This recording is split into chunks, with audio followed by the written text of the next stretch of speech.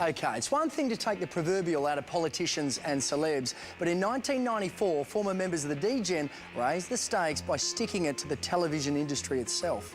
Frontline's take on the world of current affairs was a little too close to the bone for some, but everyone else was just fascinated by the insight. Hello, I'm Mike Moore. Welcome to Frontline. I think Frontline's success comes from its incisive writing style and also that fly-on-the-wall style of production. Watching the show, we felt like we were in that room with those people. Gavin, if you're listening, I just want to say, give yourself up. It'll be all right. Mrs. Forbes, would you be able to cry again? I don't think the Rob Sitch has ever been more brilliant than he was in Frontline. Mike Moore's such a fantastic comic creation because you've got the ego and the idiot together. So the whole time you're watching him, you're sort of thinking, I kind of think there really are people like this in TV that are massively insecure about what they do, but still manage to turn on that smile from the camera. And that's kind of why that character works so well. But what about the press? I mean, the press just haven't stopped the bloody press? They're just pissed off because we got the interviews, they didn't. And the police, the guy he had the commissioner on, who was just here, this quoting some psychologist who said, I've damaged the children. Those kids didn't even cry, mate. Yeah, it was I know. a big This is what I adventure for said. them. Up until 1964, TV pretty much served up an American-flavoured comedy diet. So, as you can imagine, it was a pretty gutsy move putting Aussie comedy on Aussie screens. That's exactly what the Mavis Bramston show did. Over 3 years, an ever-changing cast broke down taboos and put everyday characters under the comedy microscope. A considerable amount of world dissension is caused by a deplorable lack of communication, which we feel could be remedied by togetherness. They didn't falter on a word. These three heads in perfect unison, and they were so quick with it. They were brilliant. They were able to puncture some of the, pomposity and some of the sort of over-serious attitudes to life at the time. They also had wonderful swipes at politicians of the day. The greatness of this man, whose name has become a household swear word in his own time. He is a man beyond our state, who in his hand controls our fate. Of sexy brow and mellow voice, a palace boy and God's own choice.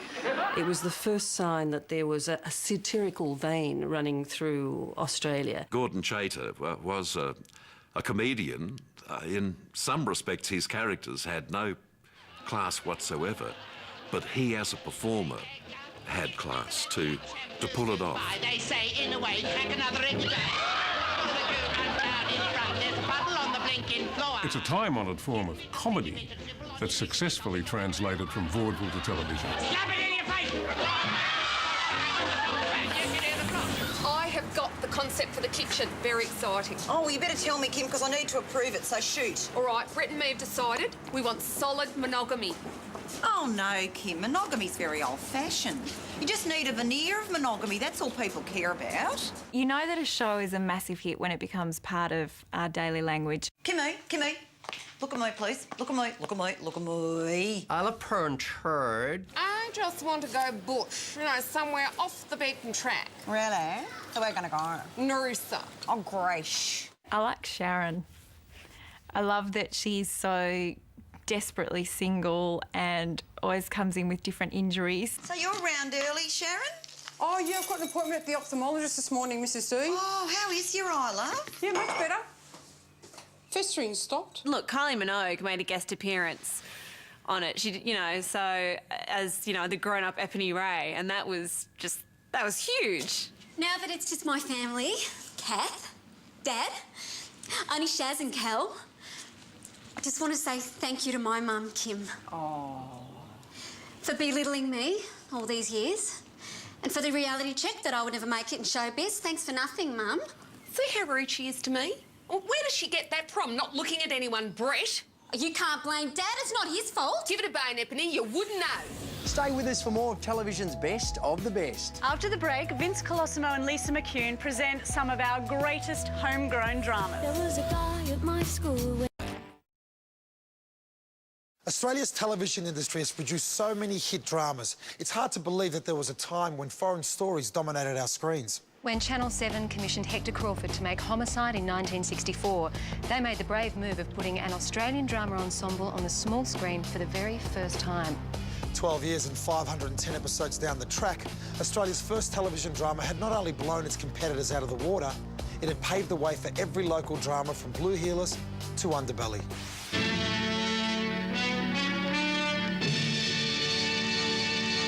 It was a major success from night one. It was great to see Australians playing the major roles. And you lied to Murdoch with the intention of getting him killed, didn't you? Now, hold on a minute. You're oversimplifying it. No way. The lineup that we remember the most from Homicide was definitely the Alwyn Kurtz, Leonard Teal years. And these guys were sort of no-nonsense cops. There was no storyline about what went on in their private lives. That was irrelevant. They were there to get the crooks and let justice prevail. You've got the body in the wrong room. The cupboards hadn't been disturbed. There was no locked drawer. The body hadn't been moved. Do you want me to go on? I got confused. Now, I put it to you, Mr. Ford, that you're lying to protect your wife. That's ridiculous.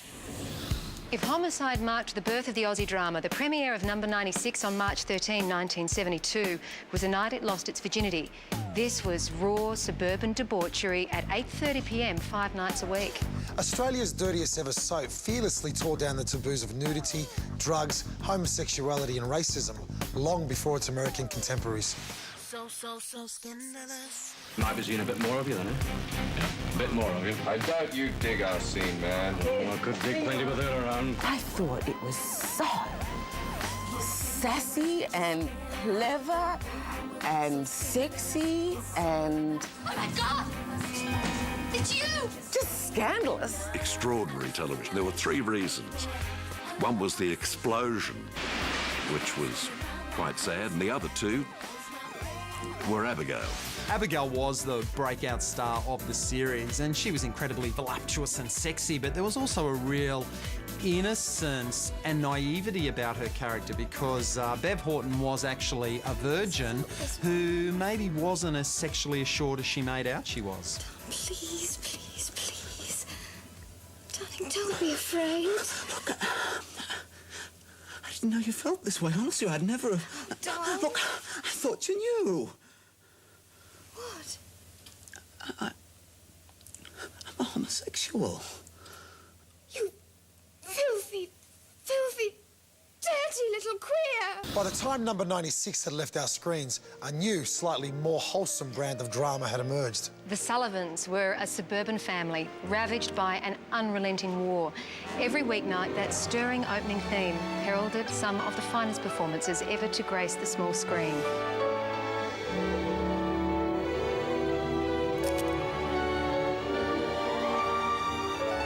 Sullivan's was outstanding performances, outstanding scripts, outstanding characters, unbelievable casting. Oh, Harry, they're beautiful. And I need a new set of scales. Oh, but they're so expensive. Didn't cost a penny. Got to pay for Rosie, too. All right, Harry, where did you get him? Fell off the back of the truck. And for me, playing in the Sullivans was an actress's dream, really. I'll go with you and we'll take the watch back. Today? No, Pet. Tomorrow, when Dad's at work. When Grace Sullivan died, that was devastating for all of the population and the viewers of the Sullivans because, well, it was so final, wasn't it? She got blown up. Meant she couldn't come back. Even if they had another series, she couldn't have come back.